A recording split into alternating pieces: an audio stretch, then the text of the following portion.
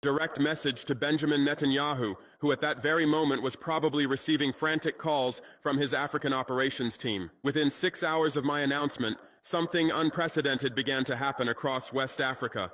Mali's president called me personally. "Ibrahim," he said, "we found similar operations in Bamako. What do we do?"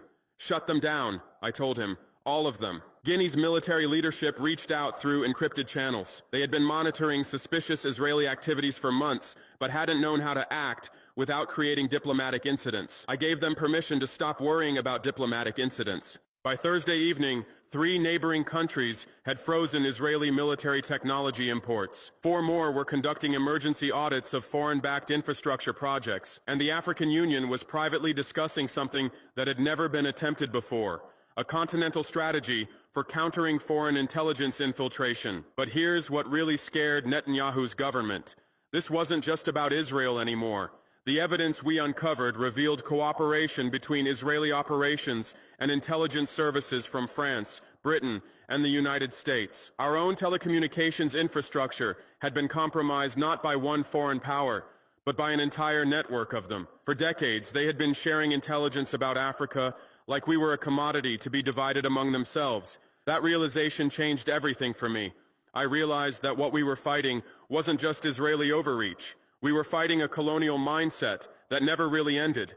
It just learned to use technology instead of gunboats. The morning after our operations, I received a call from an Israeli diplomat demanding to know on what authority I had acted. I told him exactly what authority I acted on: the authority of a sovereign nation that refuses to be spied on by foreign powers.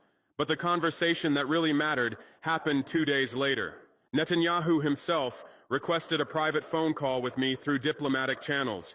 "President Traoré," he said, "I think there's been a misunderstanding about our activities in your region." "Mr. Netanyahu," I replied, "the only misunderstanding was thinking we wouldn't notice."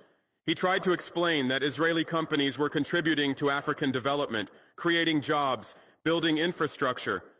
I interrupted him. "Mr. Netanyahu, when you build infrastructure that spies on the people it's supposed to serve, that's not development. That's occupation with better marketing." The call ended after 12 minutes.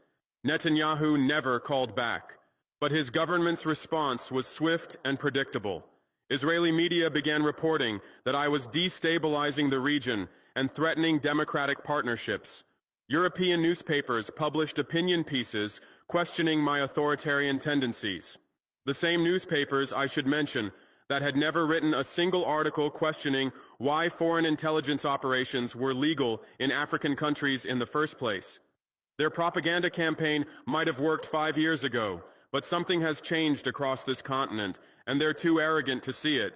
Young Africans don't get their news from European newspapers anymore. They see through the language of partnership and cooperation,